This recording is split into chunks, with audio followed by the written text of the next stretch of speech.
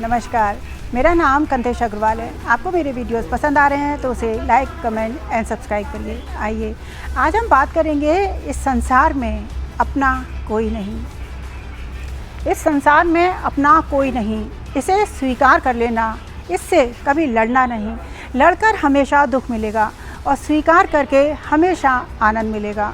हमारे आसपास जो भी लोग होते हैं, माता पिता, भाई बहन, पति पत्नी, जो भी, ये सब हमारे सिर्फ़ और सिर्फ एक कर्म प्राणी हैं।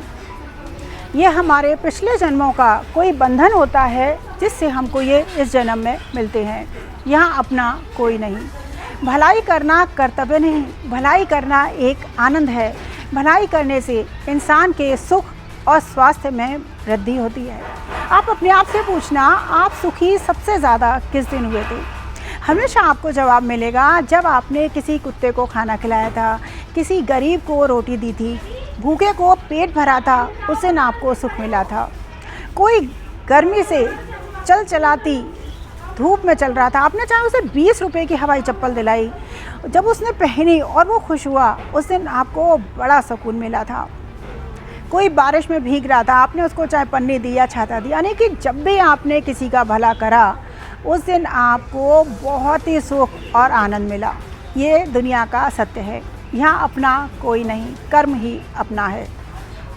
एक किताब कितनी भी पुरानी हो जाए उसके शब्द नहीं बदलते। ऐसे ही जो रिश्ते होते हैं, जो अच्छे रिश्ते होते हैं, वो कभी ख़राब नहीं होते। अच्छे रिश्ते हमेशा चलते रहते हैं। यदि कांच का टुकड़ा बन के रहोगे तो सब तुमसे बचकर निकल जाएंगे, और जिस दिन दर्पण बन गए उस दिन तुम्हें बिना देखे कोई रहेगा भी नहीं। एक बार काशी से 2 छात्र, पंडित छात्र, पढ़कर निकल रहे थे।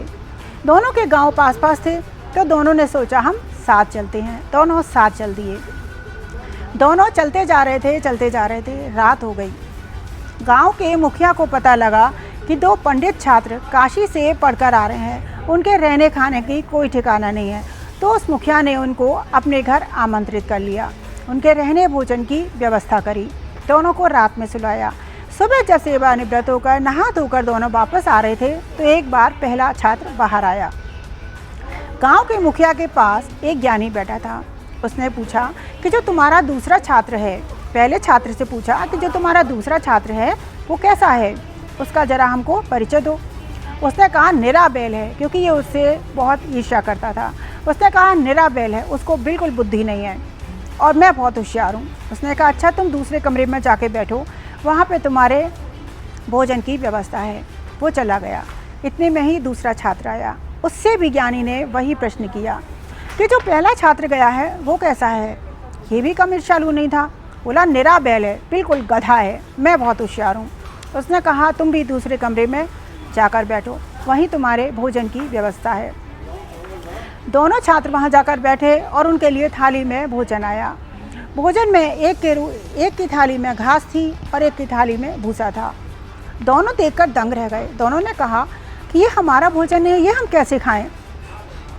ज्ञानी बोला तुम दोनों ने एक दूसरे का परिचय गाय, बैल और गधे के रूप में दिया था, उसी के तरीके से तुम्हारे भोजन की व्यवस्था है।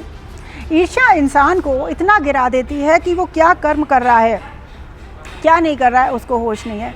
ईर्ष्या में इंसान सबसे ज़्यादा बर्बादी, सबसे ज़्यादा बुराई और सबसे ज़्यादा बर्बाद स्वयं को करता है। ईर्ष्या इंसान को पूरी तरह बर्बाद कर देती है। इंसान ही इंसान की दवा है। कोई इंसान आपको सुख देता है और कोई इंसान आपको दुख देता है। ज़िंदगी में, इस संसार में कोई अपना नहीं। इस चीज़ को इंसान को हमेशा याद रखना चाहिए। कर्म ही तुम्हारा अपना है, बाकी और कोई नहीं। जय श्री कृष्ण। आज के लिए इतना ही, फिर हम किसी और दिन किसी और विषय पर चर्चा करेंगे। नमस्कार।